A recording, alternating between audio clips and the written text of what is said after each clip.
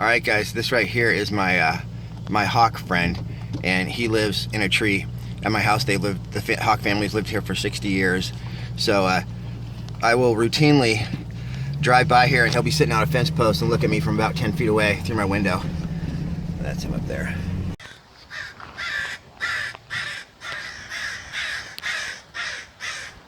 Uh-oh.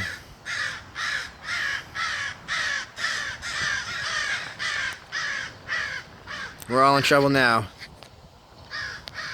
I got something else in the mail today. Let's check it out.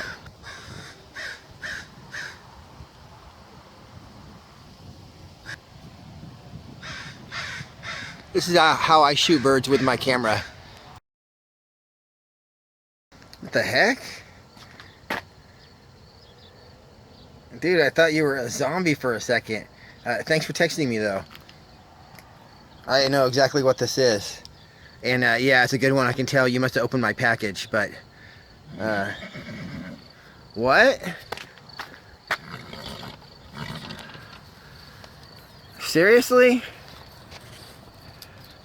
Okay, these guys are telling me that these are my zombie targets, and they've been waiting for these.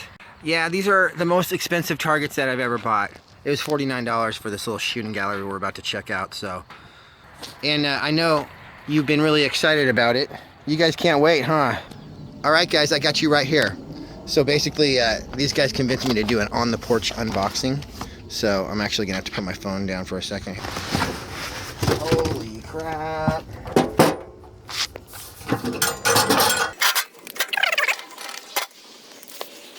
Okay, so yeah, this is just as awesome as I thought it would be. Don't worry.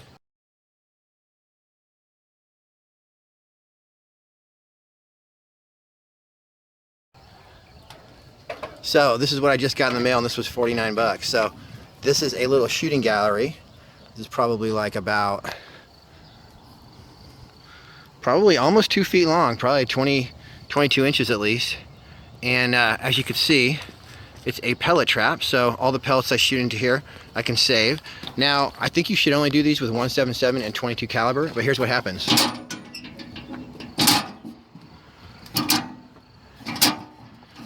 Okay, and then when you're done, you hit this one, and your zombies come back up. So that's pretty legit.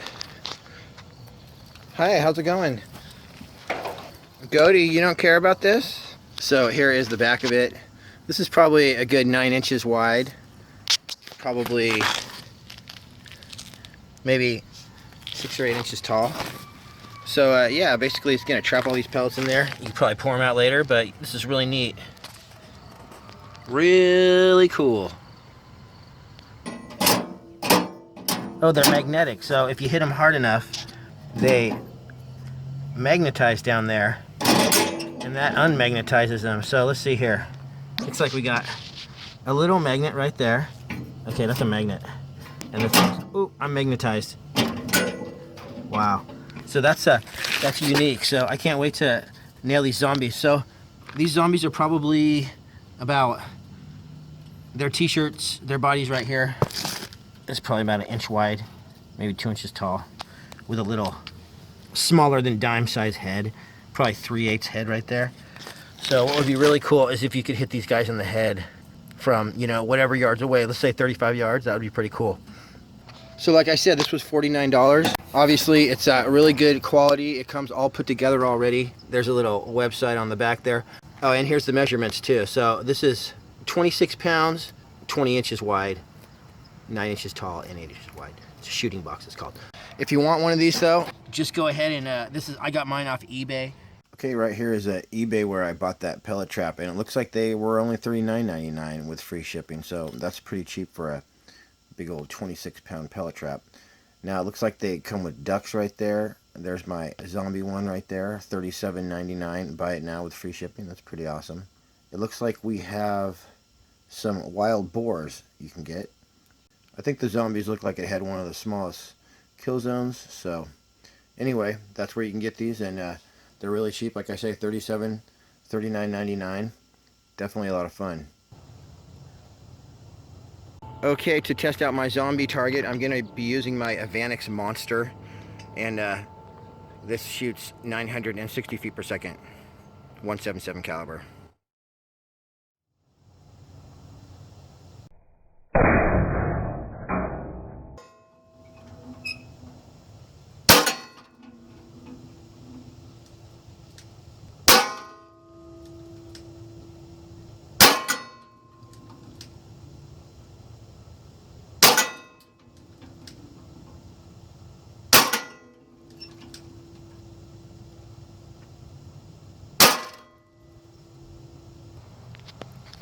Okay, so I'm a little disappointed. I think my problem though was that this thing has to be perfectly level, and so that's why it didn't stick. We can see some of my pellet strikes back there. Basically, my first one hit right here, and I can't even get the pellet out. It's literally stuck in there. And then I thought I'd hit him in the head. This is from about 25 yards away. So I nailed him in the head, and that bent his head.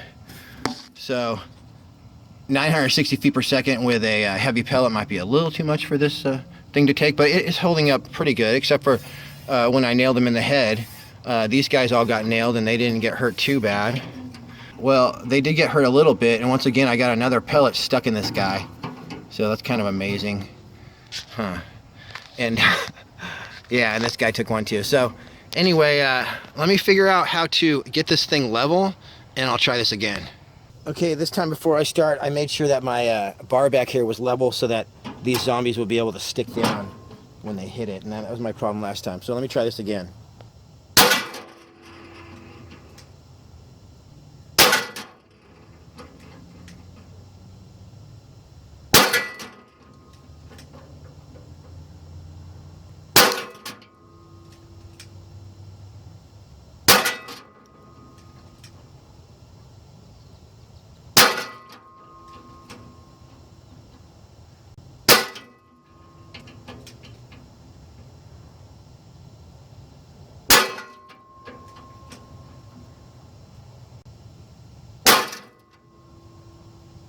Okay, well, these zombies are definitely dead, but basically it looks like they're all bent all to heck. So let's see here. This guy's definitely, you know, these guys are definitely bent sideways. Let's see if I can. Okay, I got that sputtered pellet out of that guy. So I would say probably you want to use just normal pellets. Let's see, look at how bent this guy is. He's got some. You can see where he got hit, so it won't be hard for forensic guys to figure out what happened to this dude right here.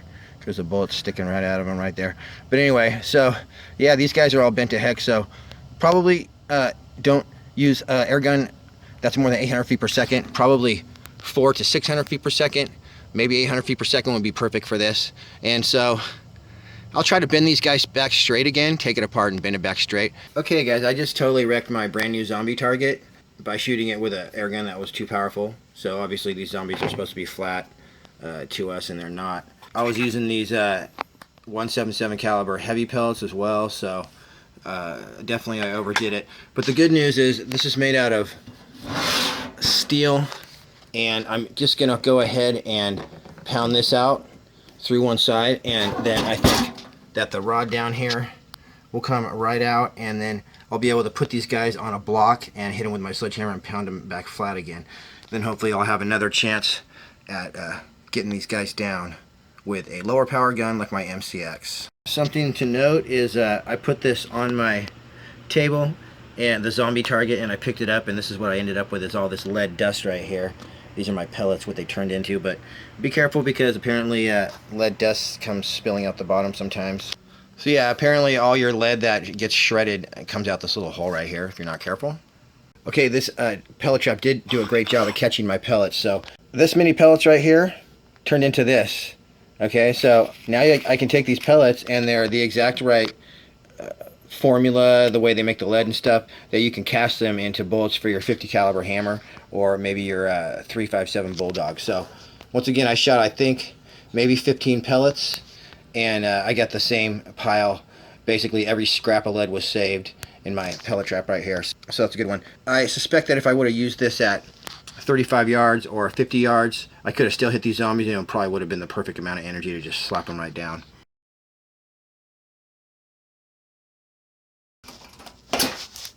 So that's held on with one of these little guys right here. So now you can see I pop that off, and I just have a little washer right here. This rod right here is going to slide right out. So it looks like I have a zombie and a spacer right here that goes between each zombie. So, and then the rod right here. So there's all the pieces, and this doesn't look too hard. I'm going to go back and hammer these guys straight real fast. And put that back in and see what we can do.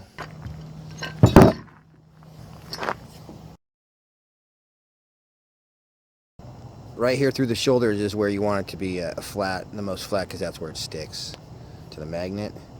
So after I do this guy flat right here, I'm going to go ahead and have to twist them back to a right angle with a pair of pliers. I can't really hammer it. This guy got nailed in the head. You know, he's obviously not right. So now I got this guy nice and flat. I'm not really going to worry about if his arms are perfect or not.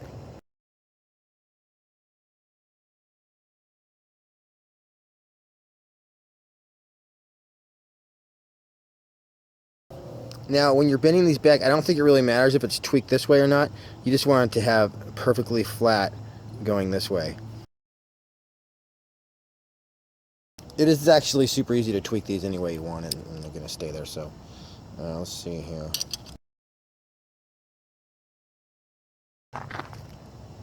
Okay, so I bent my zombies back perfect, and I'm just going to slide them back together, and hopefully my target will be back to new.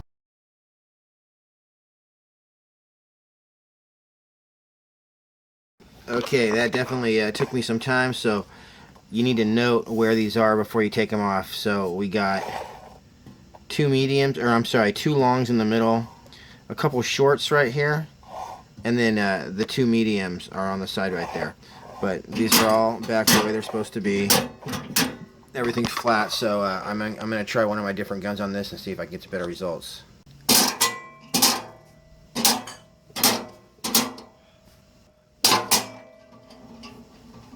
Alright, now I do collect targets, and I kind of bought this so I can have an indoor shooting range, which would be great for pistols. So I think this would be perfect for my indoor shooting experiment here. And I'm going to go ahead and fire this baby up. This is a SIG P320 that shoots a 30-round magazine of 177 caliber pellets. So it probably shoots about 400 something feet per second, and I think this would probably be perfect. So I'm just going to go ahead and load this up and do a little indoor shooting from maybe like 20 feet away and see if this target will work good for that. Alright, I might be ready to rock and roll here.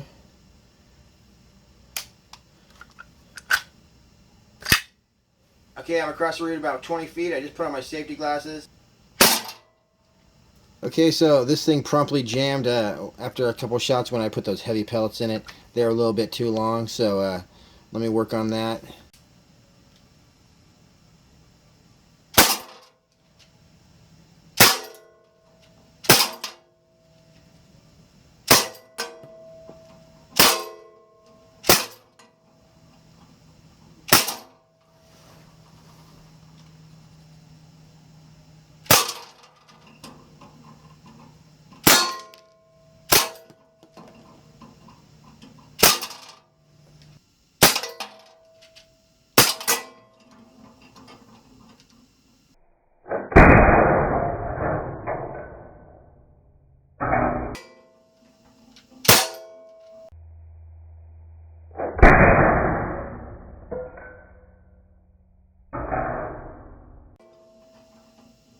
Okay, so we see that the Sig Sauer pistol did just fine on these, didn't damage them at all, and they appeared to work just fine. So I would say as long as you don't shoot these with too hard of a traveling pellet, then you'll be okay.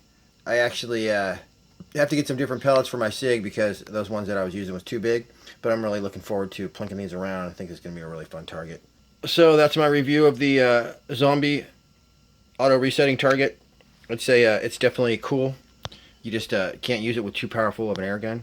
So perfect for air pistols and things like that. So yeah, thanks for tuning into the Airgun channel, and we'll see you next time.